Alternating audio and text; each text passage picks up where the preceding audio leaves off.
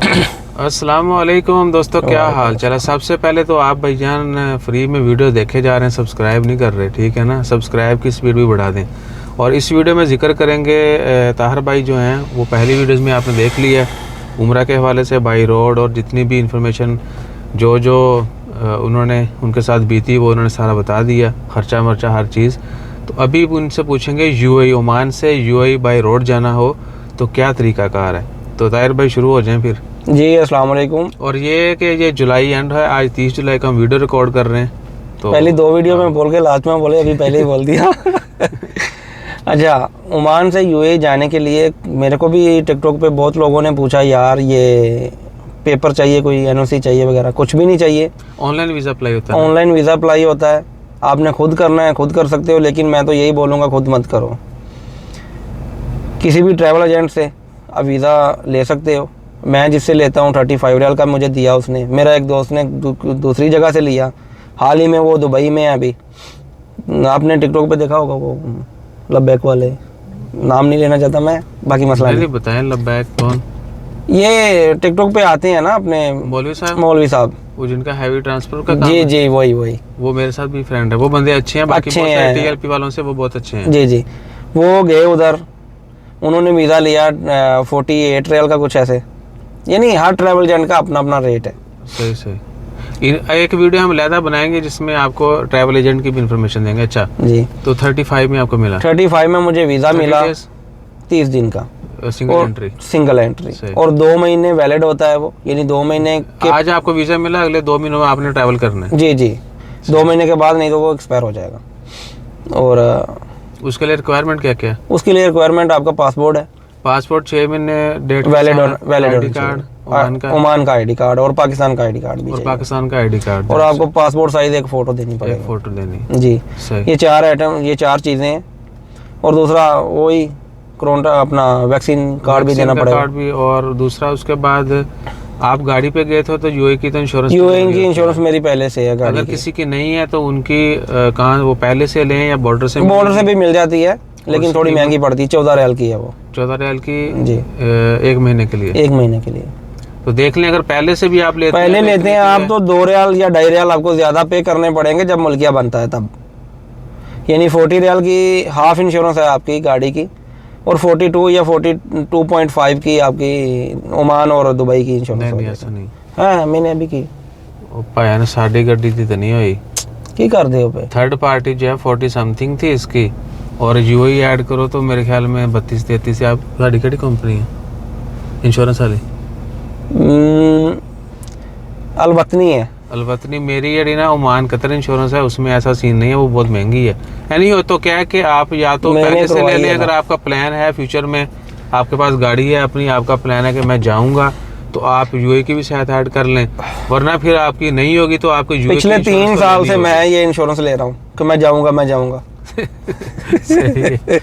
तो यानी हो वो फिर देख लें कि अगर आपके पास नहीं भी है तो 14 रियाल की मिलेगी आपको 1 महीना वैलिडिटी के साथ। और मेरे ख्याल से यहाँ यूएई जाने के लिए तो बल्कि चेक पोस्ट कभी भी आप क्रॉस कर सकते हैं। जी मैं वापस आने के टाइम 1 बजे एग्जिट हुआ उधर से। सही कभी भी आ सकते। और दूसरा, इधर पेट्रोल आप फुल करके जाओ लास्ट बॉर्डर पे, उधर क्योंकि डबल हो चुका है। 400 कितना फिल है शायद ना, 435 ऐसा कुछ फिल बोलते हैं ना, फिल जी फिलिस।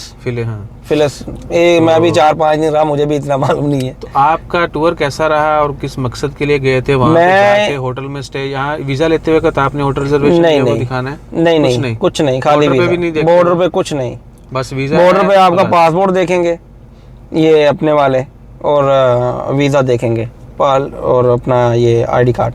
और बॉर्डर आपने कौन से बॉर्डर सेंटर किया था? मैं गया था गया था मैं ये अपना ब्रेमी से नहीं, हत्ता बॉर्डर से गया था मैं, वापस मैं एलएन से आया। सही।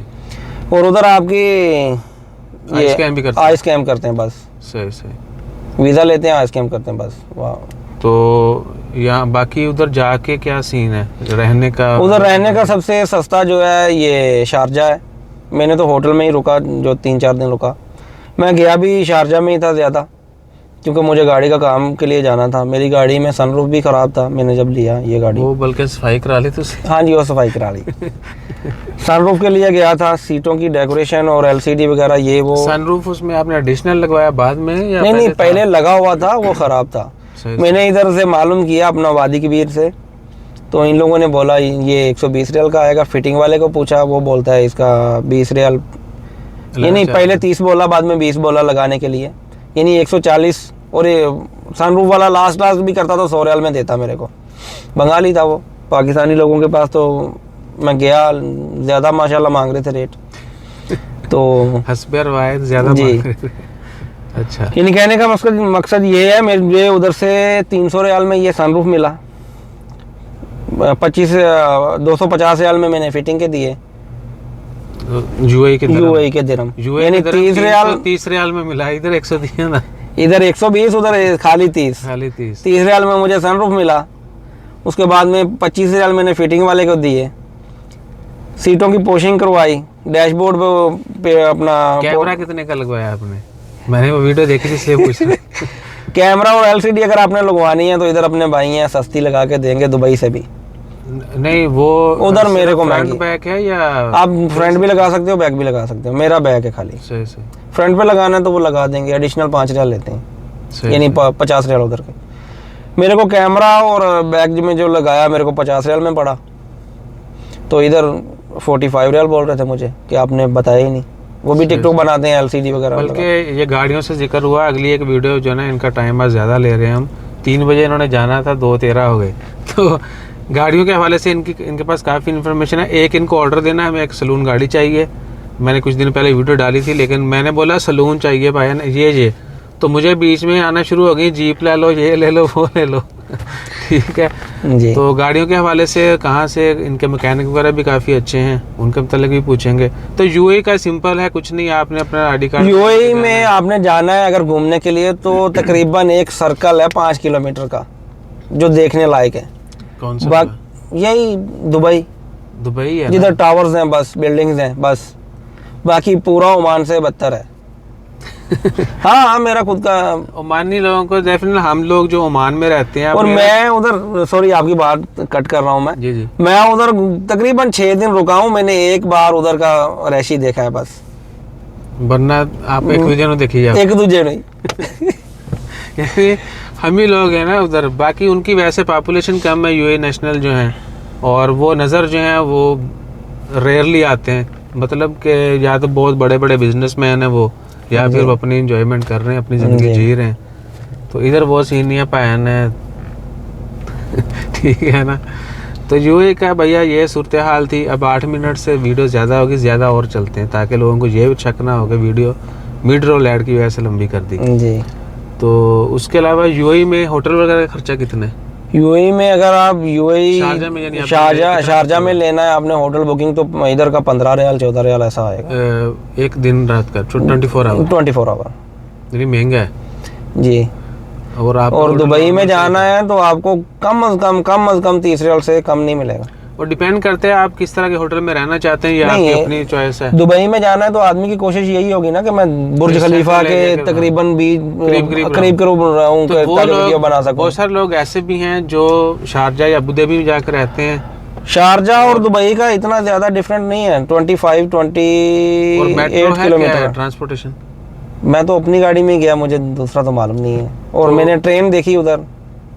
और यूएई में तो मेट्रो है, बाकी मेरे ख्याल से वो शारजा अबू धाबी जाती है, मुझे भी नहीं जाती, ट्रेन नहीं जाती। विद इन यूएई है, दुबई है सिर्फ। तो जैसे लाहौर में मेट्रो है ना, खाली लाहौर में ही है, ऐसा ही है उधर। सही। तो ये सूरत हाल है जी, बहुत सिंपल है। और अगर कोई मुझे पूछेगा पाए तुसी नहीं जानते, तो भैया हमने बचपन में इतना घूम लिया कि अब जो है ना टाइम ही नहीं मिलता। सही है।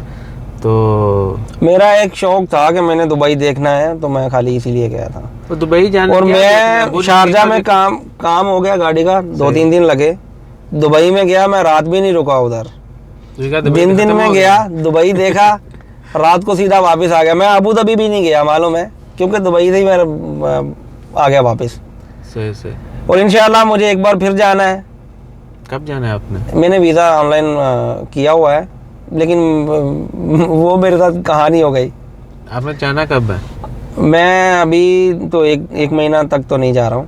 और ऑनलाइन ये मैं कोशिश करूंगा कि चलें, अगर ये मुझे साथ लेके जाना चाहें तो मैं इनके साथ जाऊंगा। मसला नहीं है इंशाल्लाह, ताकि थानू ਵੱਡੇ ਜਿਹੜਾ ਨਾ टावर वो भी दिखा दिए। मसला नहीं है इंशाल्लाह। और ऑनलाइन मैं इसलिए बोल रहा हूँ कि कुछ लोग पढ़े लिखे हैं वो करें, मसला नहीं है। मेरी तरह अनपढ़ लोग ऑनलाइन, यानी एक भी आपने गलती की तो आपके पैसे 125 रियाल में मुझे वीज़ा पड़ा है, 125 रियाल। मैं खुद हैरान हूँ। मैंने 35 रियाल में वीज़ा लिया, उसमें क्या है ना, मैंने इंश्योरेंस भी ऐड कर दिया साथ में। सही। खाली वीज़ा लेना था मुझे, वो आ जाना था 25 रियाल में।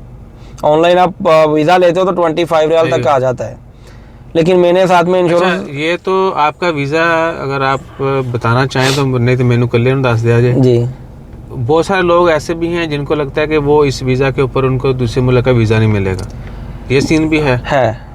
और मोस्टली यानी किस टाइप के वीज़े वाले जो हैं वो हर टाइप के वीज़े वाला जा सकता है, लेकिन फीस ज़्यादा है। यानी जिस तरह वीज़ा की कैटेगरी लो होती है यानी फीस बढ़ती है जी। तो आपको दुबई जाने के लिए टूरिस्ट वीज़ा है, और उसमें भी कैटेगरी है कि कौन से वीज़े पे जाना है। जाएंगे तो आप 30 दिन के लिए, सही। लेकिन ये ज़्यादा, यानी जिसका काम उसी को साझे। ये ट्रैवल एजेंट जो है ना, उनको सब लाइन मालूम है, सब रास्ते मालूम है कि ये रास्ते से गुजरेंगे ये वीज़ा पास हो जाएगा, तो वो करवा के देते हैं। इस तरह का काम करने से पहले मेरा मशवरा ये है ज़ाती, ऑनलाइन आप नहीं करो। आपको किसी चीज़ का इल्म नहीं है तो आप पहले 100 बंदे से पूछो, ठीक है, बाद में किसी एक बंदे के साथ जाके काम कर लो। और दूसरा इंफॉर्मेशन इनफ होनी चाहिए बस। और दूसरा, आप ऑनलाइन वीज़ा लोगे ना तो वो आपको सबसे पहले आपके पैसे कट करेगा, उसके बाद में बोलेगा ये चीज़ें चाहिए उसको। और उसमें यही पैसे कट हो गए तो गए, बाद में वीज़ा रिजेक्ट होता है, वीज़ा मिलता है, नहीं मिलता है, आपके पैसे नहीं मिलने वाले। ऐसा यही चीज़। और ट्रैवल एजेंट को दोगे, वो पहले बोलेगा भाई ये वीज़ा नहीं लग पाएगा, और ये वीज़ा 35 रियाल का नहीं है, ये 50 रियाल का है या 60 रियाल का है। आप एग्री हो गए तो वो आपको वीज़ा देगा। सही। चले इंशाल्लाह। खैर ताहिर भाई, मैं कोशिश करूँगा, मेरा प्लान है। मसला नहीं है इंशाल्लाह। मैंने वीज़ा अप्लाई किया हुआ है, मेरा आता है, 2 महीने टाइम है, मैं आपको बता दूंगा कि भाई ये है, तो आप मोस्ट वेलकम। तो बहुत शुक्रिया दोस्तों। इससे अगली वीडियो में थोड़ा गाड़ियों का इनसे पूछेंगे, कौन सा मैकेनिक कहाँ पे क्या काम करता है, अच्छा कौन है, ये वो। तो इजाज़त दीजिए, तो सब्सक्राइब करके जाए। जज़ाकल्लाह। अल्लाह हाफिज़।